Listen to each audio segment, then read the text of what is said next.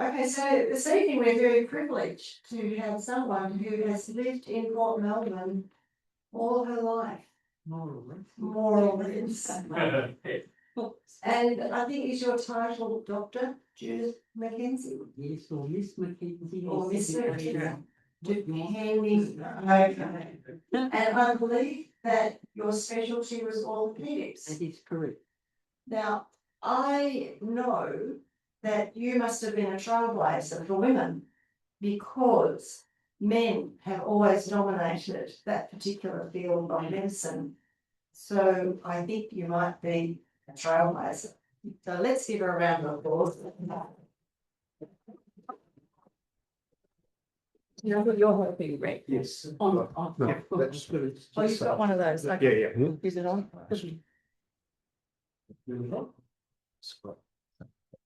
You just got your back.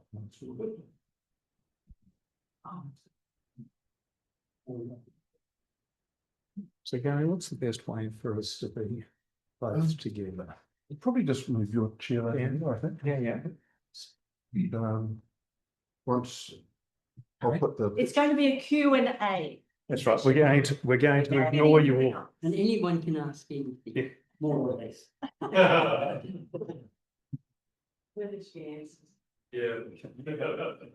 That's that. Yeah, that's good. That's good.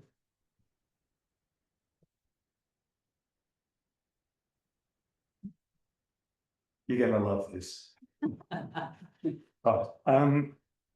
Just by way of introduction, Shirley, my wife and I have been neighbours of Judith now for 35 years. Judith grew up in Melville Street, Port Melbourne. She trained as a doctor, specialising, as Sue has said, in orthopaedics. And during the 1960s and 1970s, was a surgeon at the Royal National Orthopaedic Hospital in London. She's a member of the Royal College of Surgeons.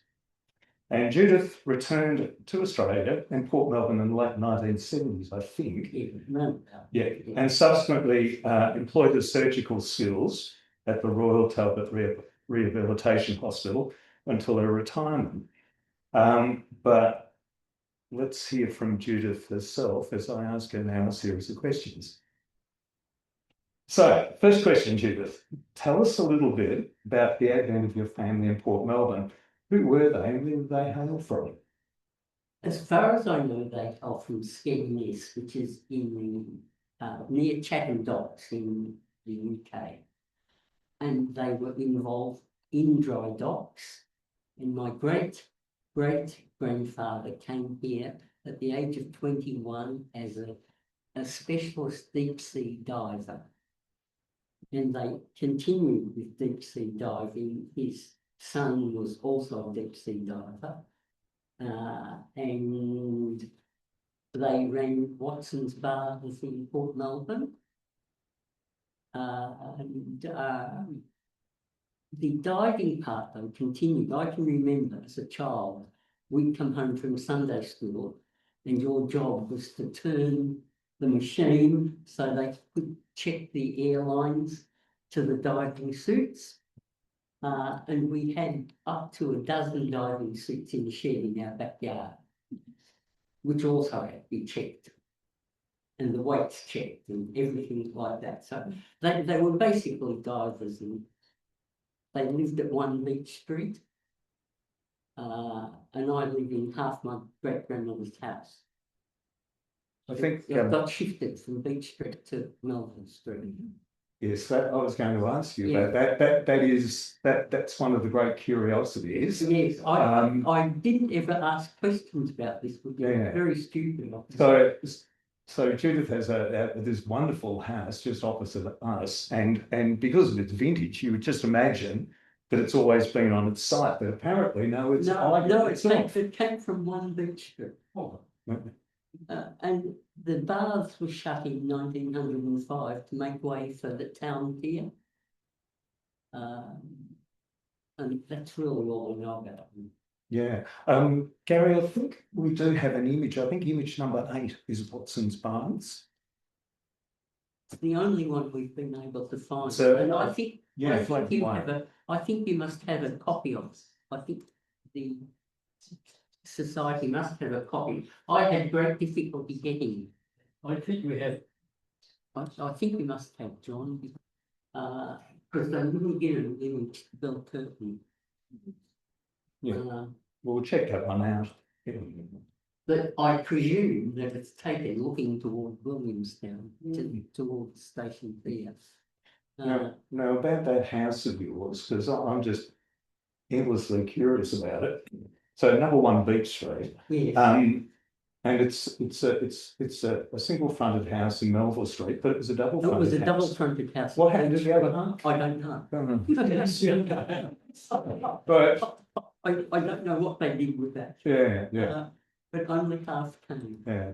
I'm for those who have seen the movie The Shipping News, I had this image of Judith's house, you know, on rollers being dragged by the family across the ice. You know, just Horses. yeah, Cheops and his mates, you know, just bringing great big slabs of stone up to the place. So perhaps the next question then. Apart from your lengthy sojourn as a doctor and a surgeon in the UK, something we'll get to in a minute, what was your childhood like growing up in Melville Street, Port Melbourne? Very ordinary. Very ordinary. I could read and write before I went to school, which was a help. I was sent to kindergarten to the old was it the Presbyterian church? Yes, where they had a kindergarten, but I only went for half a day. I didn't like it much. And then I went to Graham Street School, where my mother had been and my grandfather had been. Mum's name was still there. She was Dux of the school. I didn't have that distinction. But yes, and people I went to school with. Or still there. Yes. Yeah, so the fact that you could read before you went to school, formally to school, so education in your home was obviously We always it was a priority. Yes, we had a book and everyone had to recite their ABC and do numbers and things like that, except for card games. I was not expert in card games. My grandmother threatened to kill me. She said, never, ever, ever play cards. I think we've got a photo, Gary, of the kids in Pullman Street. I think it might be image number 3 or 4. It's about, and I think it's Albert Street, I think. Yeah. It's in Albert Street. Oh, that one. Yeah. So I don't think we have I think this is in the collection of the society. And I think Jimmy Power had that. Yeah, I think Judith, are you in I'm the middle there? in the middle. Yeah, with the plaits. Yes. Yeah. But I can see Jimmy Power. He probably Yes. can't. Yes, I can see. He's on the very end. Where's Jimmy? Yes, Down here. Yeah. Yeah. Well, And and that's Roger Gould at the back. Roger Gould went on to be a sports photographer. He had work published in Der Spiegel. In fact, he was on the cover of that with, I think, Yvonne Gould on one of his very substantial photos. But that's Roger with the braces. And I think in the back there with the head half cut off, That's my brother. that's your brother. And I believe that he was a mate of John Maid, and I believe the nickname was Cackle. Cackles. I don't know where you got that from. We don't know. Yeah. Judith Mackenzie. Yeah.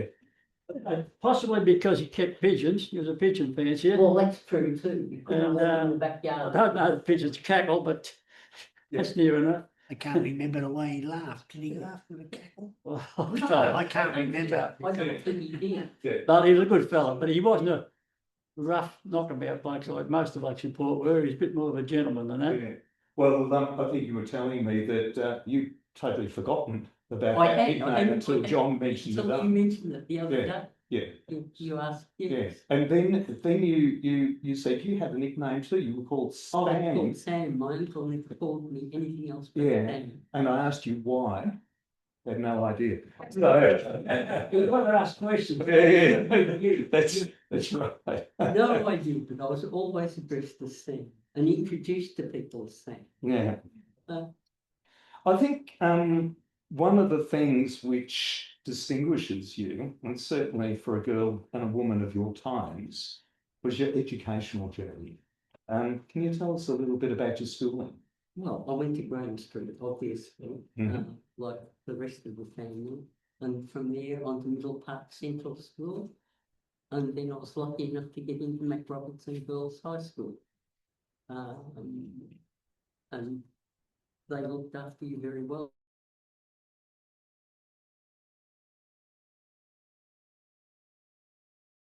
That would have given you an opportunity, would have presented you with an opportunity of broadening horizons. Yeah, It would have been. yes. And Dad was very good. Dad went without his pocket money. If we were asked to go to the ballet or something, Dad didn't take his pocket money. That would be paid for me to go, which was very good. Yes. Yeah, I think you told me that your mum managed the finances. Oh yes, Mum was much. Men were no good at it. No. Yeah, it's like, No.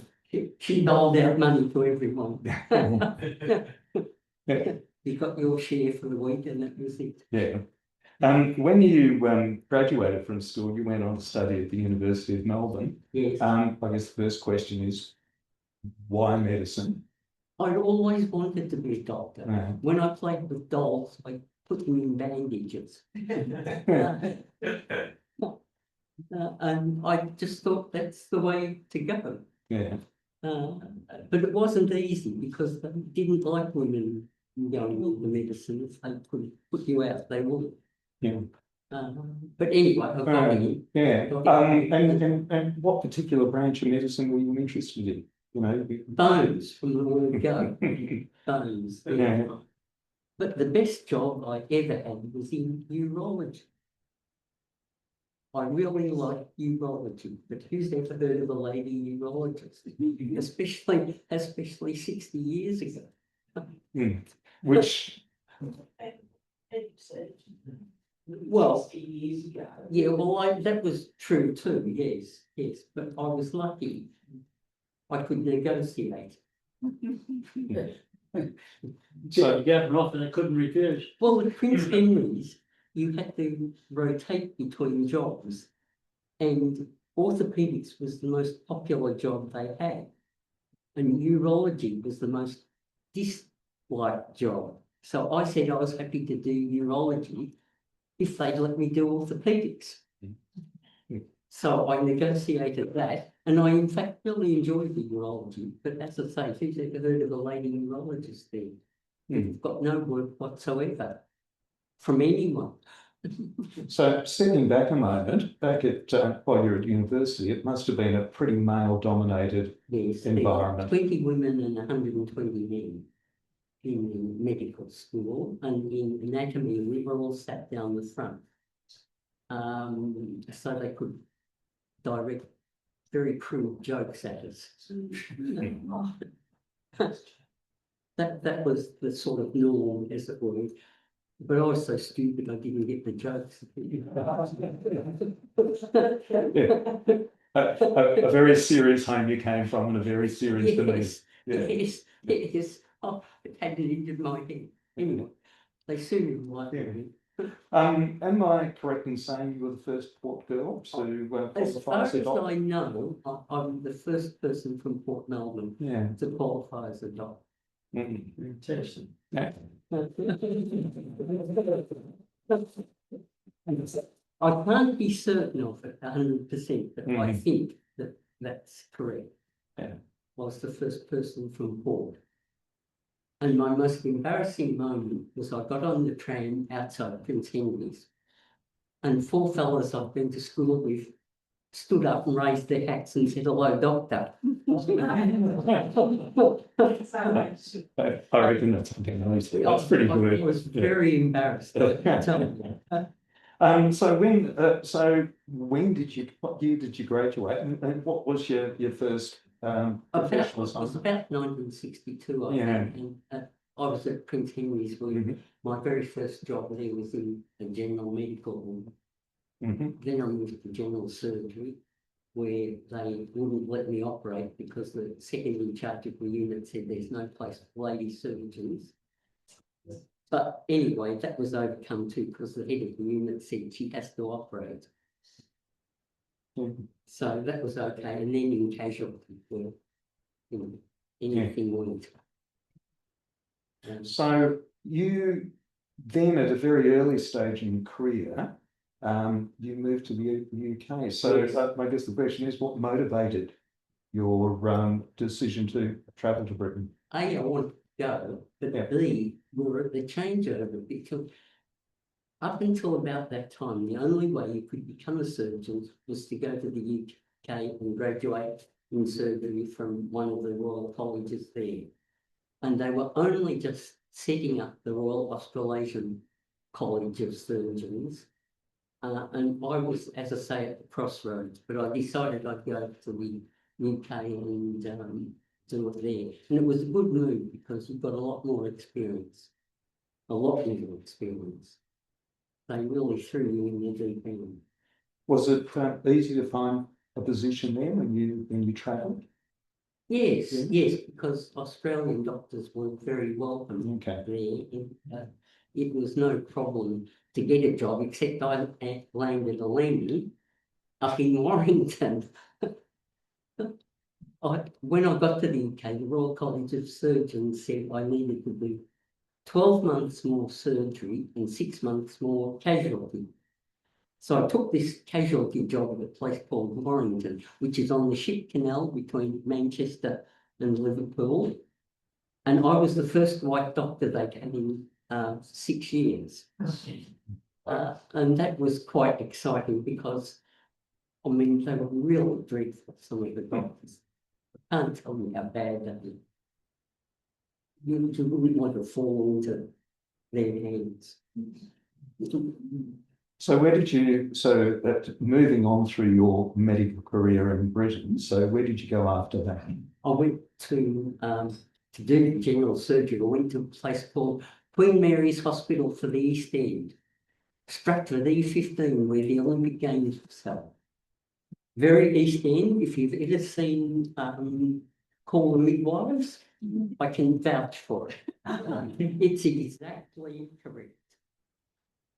That's where the hospital was, and the people involved in babies went on bikes to homes. Did you have a bike? No. No. No. No. That wasn't my forte. So when did you end up at the Royal National Orthopaedic Hospital? Well, I applied for a job there, and it was very hard to get because at that time I didn't have my fellowship, and the Royal National Orthopaedic Hospital demanded all its doctors did have a fellowship. But I was on the cusp, so I was accepted there, and I worked for the Emeritus Professor of Postgraduate Orthopaedics, Sir Herbert Seddy, who was a world authority in nerve diseases. And it was a very, very, very good person to work for because there were no shortcuts. He never heard of a shortcut. It didn't matter what you knew, you had to do it 1, 2, 3, 4, 5. And you were liable to be asked those questions as to whether you've done it that way. And it's a very good experience. It was especially handy in an exam because I knew more than the examiners. And it's always good if you know more than the examiners. I gather he was very supportive of you. He was. Yeah. He was an exceptionally nice man. Hmm. I liked him a lot. So, Yeah. but they were all supportive. Yeah. I mean, in parallel with your medical journey, I mean, there was something of an Aussie counter migration during the time in which included the likes of Australians like Jermaine Greer, Yes. Clive James, Barry Humphries, Yes. Robert Hughes. Yes. Did you know any of these people? I knew who Barry Humphries was because he was at the University of Melbourne when I was there, but I didn't really know them. A friend of Jermaine Greer's, I knew, but she was really smart. There's no two ways about that. She could run rings around at least 99% of people, Right. probably 100%. Mm. And yes, but there are lots and lots of Australian doctors and dentists. They're making a killing for dentists. Yeah.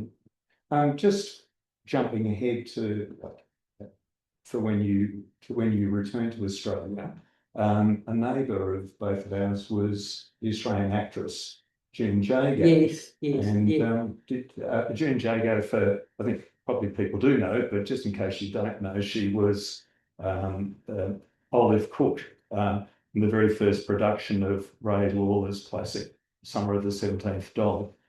It went on to London. It's probably one of the greatest, most authentic Australian plays produced in the 20th century.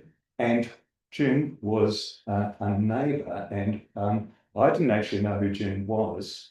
I would have known who she was this lady that she would have a hat, a fascinator, long gloves. She was like Gloria Swanson. Very, very correctly dressed. Yeah, and in the years that we lived there, I don't think I ever saw her twice because she'd disappear out the back gate. Yeah, I used to go on the tram with her. On the tram with her? Yeah. So, do you have a bit of a chat with her? Or? Oh, yeah, she'd have a bit of a chat with her. Yeah. She wasn't very forthcoming. I mean, she talked to you, but you had to dig. Yeah. She wasn't going to volunteer information. Yeah. So we've had certainly some very interesting people that from the arts that have lived in Port Melbourne over the years.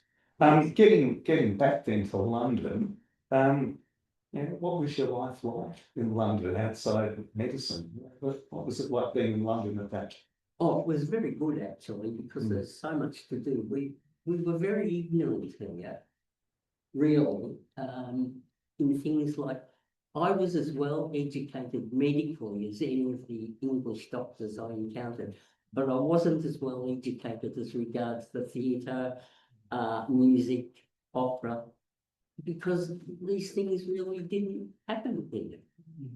There was the old Elizabethan Trust Opera, and it was run by very good people, but it was a different standard there, just an entirely different standard that made your eyes open. So was that the introduction for you, or where did you develop your knowledgeable and very passionate interest in music, especially opera?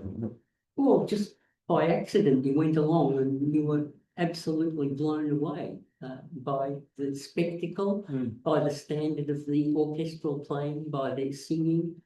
And it's very hard to express how different it was to the standard here. You've done that.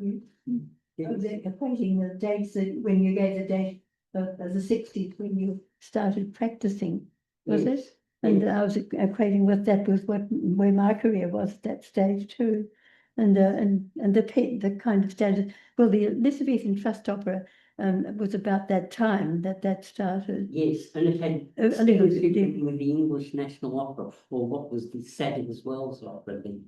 Yes, and they were all very good.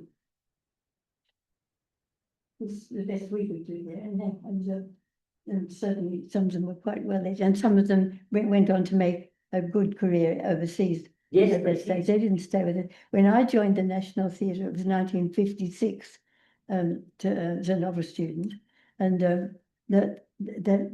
when the Elizabethan Trust Opera started, it cleaned out the whole school. We went the respective tours really with it. When I started with them, we didn't have.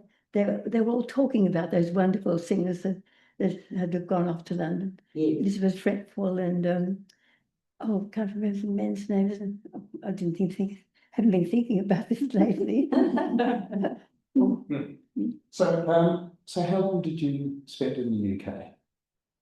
About 11 years. Okay, and what prompted you to return to Australia? Well, Dad died, and Mhm. when I came back, the house was a mess. Well, that's not true. It was just old. It was over 100 years old by then, and it needed things doing to it. My mum didn't want to go to the UK with me, so I knew David Burke. You might know of him. He ran the spinal unit at Royal Talbot. Yeah. For many years. Well, David rang me up and said, look, we've got no one to run our amputation unit. While you did it, and come out and do that. So I did, and I mean, I enjoyed it, and I stuck there, which was very good. So, if anything, I'm an expert in amputees. So you went from mending bones, connecting bones, to separating. Yes, Right. yes. Yeah. Well, in person, I've managed about 2,000 amputees, which is a lot of amputees to have managed. Yeah, you're making me feel a bit queasy. No, they're all very good. So in terms of your return here for family reasons, and then you lived with who we all in Albert Street used to call Mrs. Mac. Yes. Yeah, so the reconnection with people coming back here at that particular time. You've been away, you've been in a world of international horizons. Yes. You developed and matured a lot of interest and met some pretty incredible people, like with your opera, for instance. Yeah. There's a great photo of you and Placido Domingo. So what was, coming back to Port Melbourne, how did the reconnection feel? Well, I still knew a lot of people that I'd been to school with. Yeah. So, and especially, Heather Simpson, Heather Whale. Yeah, I mean, I've known Heather, well, we've known each other all our lives. Yeah. She was still there, and there are other people that you encounter, and friends of Mum. So it was all, you just sort of settled back in, as it were. Thinking, I wish I was back in London. I know you mate. I know you've had regular trips back there. Yes. So, yeah. Yes. Yeah. Basically, to go to the opera. Yeah. I do remember through the society, it must have been back in 1995, and Pat Ranger had us researching something on Watson's Barnes that we had the photograph before. And I remember sitting down with your mum, and I found handwritten notes the other day that inside a folder that says 1995. So it's a long time And ago. Mum would have remembered that. We were too stupid to ask her questions. Yeah. And now we think, oh, who's that? Yeah. And you know who they are, but to put a name to them is sort of beyond us now. Yeah. Which is very sad. Yeah, it's great that society, I mean, the website for the society is fantastic, and there's just so many things that are being added to it all the time. Yes. And I actually combed it the other day to see whether my research on Watson's Barnes and the foreshore was there. There's nothing by me at all, but there's a very good summary with images by Margaret Bride, so she clearly did a much better job than me. Yeah. But anyway, I wish I'd known that, because my Mum's cousin Bill Kirk, desperately wanted to know, because Bill was the youngest of my great aunt's children, and he was very anxious. And in fact, I got that photo because whoever had it wouldn't give Bill a copy. And I said, well, I'll get the copy, come what may.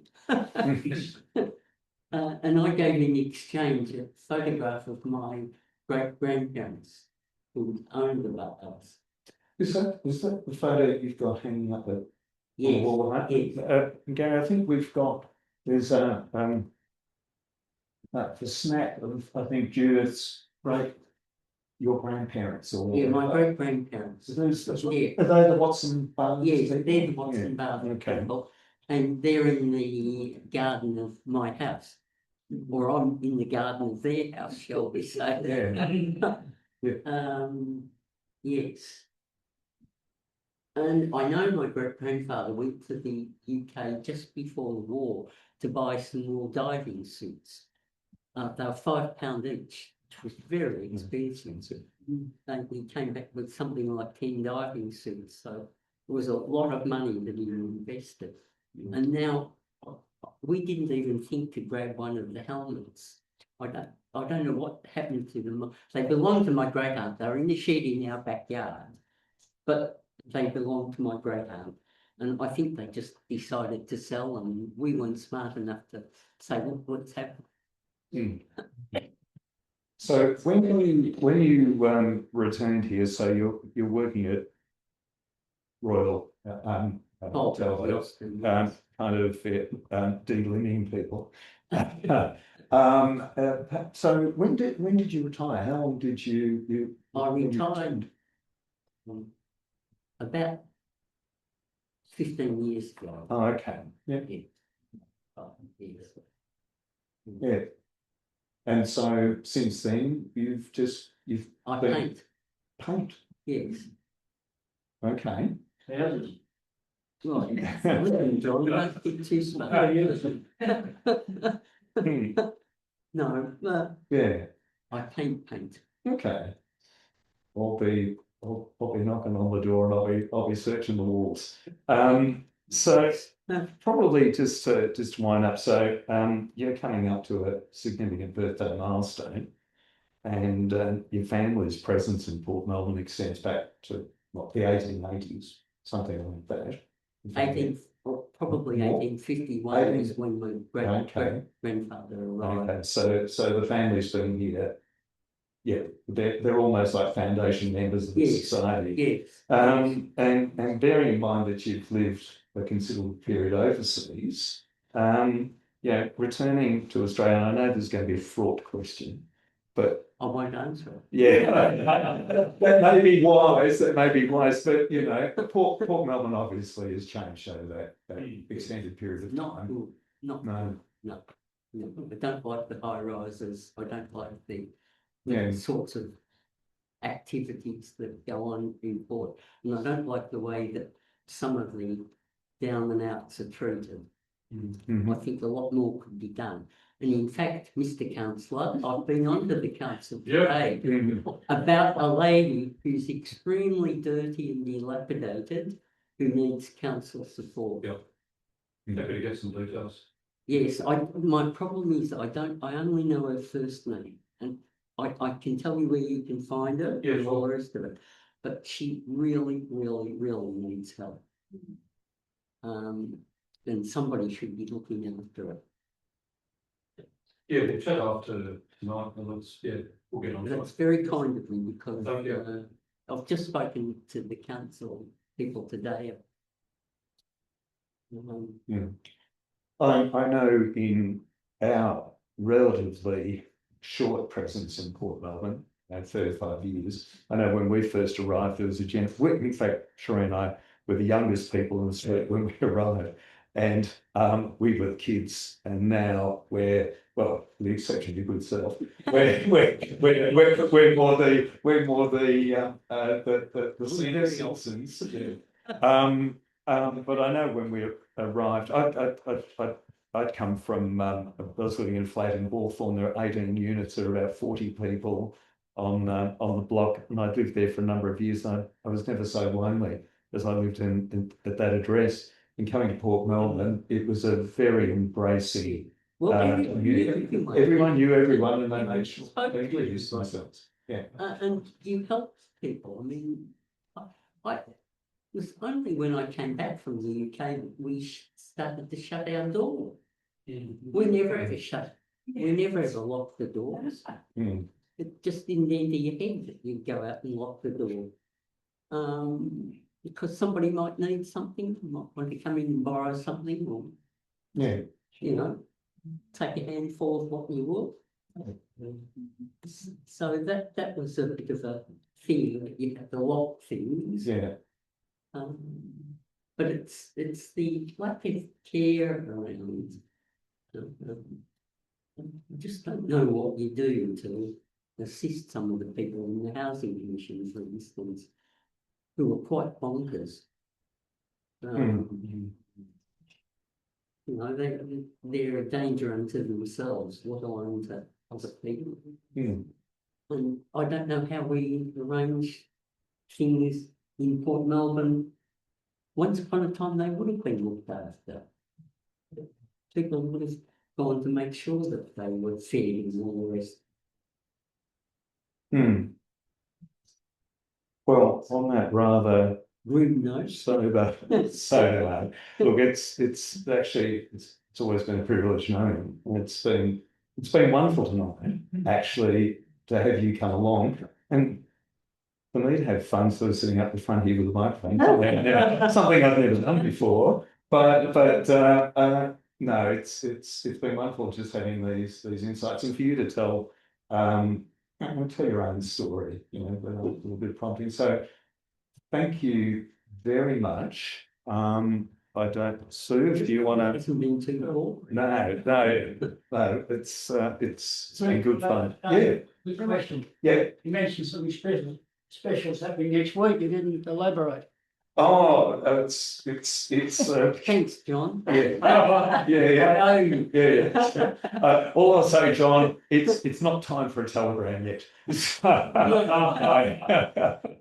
So it's yours to reveal. If you're anything like my wife, who's coming up for a very significant milestone this year herself, she will tell you that she's 39 and a half. So again, Well, we don't need to know how old our lady friend here is. Just tell us you were born. yeah, 1935 was a really good hit. Most of us who couldn't work it out anyway. Yeah. Well, I very possibly couldn't, for sure. Yeah. So big happy returns for this weekend. Yeah. On your 90th. Yeah. Terrific. Yeah. So Thank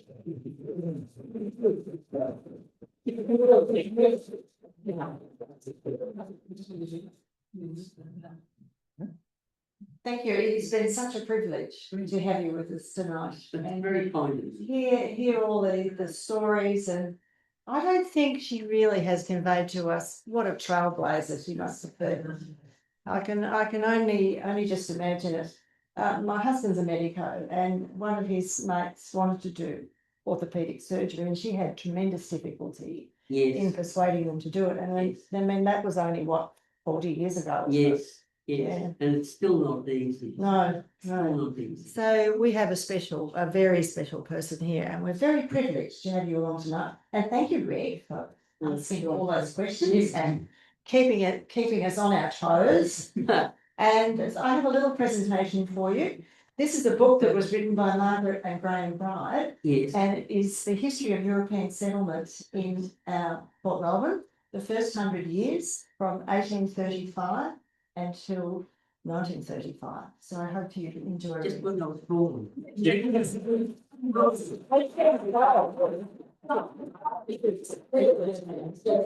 funny. And so before we And I like the red and blue.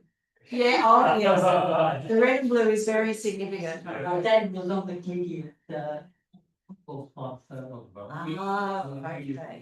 Okay. know about that. Yes. Well, I've sort of been belted into shape. I've only lived in Port Melbourne for 15 years, so I'm a little baby, you know, in terms of what's going on. So thank you. And before we go to supper, I'll remind you that our next meeting is actually our annual general meeting, and the speaker is going to be Peter Fearon, who's talking about Victoria's colonial railways. So you're very welcome to come along to that. I could have told you about the American sailors or the American soldiers. Because they used to land at Princess Pier and the trains would go down to Princess Pier And we would stand out as they came across Swallow Street and they'd throw cents at you because they thought we were very poor and hard done by children. Yeah, you kept up the act. Oh, there you go. Yes, trainloads of American soldiers going up to the city. Yes. Well, I think you've got a few other stories that you can tell us. Yes. Maybe over a cup of tea. Yes. Okay, but I think we'll invite everyone. I'll close the meeting now, but you're welcome to stay and have some supper. And then if you'd like to chat to Judith, I'm sure she'd be happy to talk to you. So thank you everyone for coming.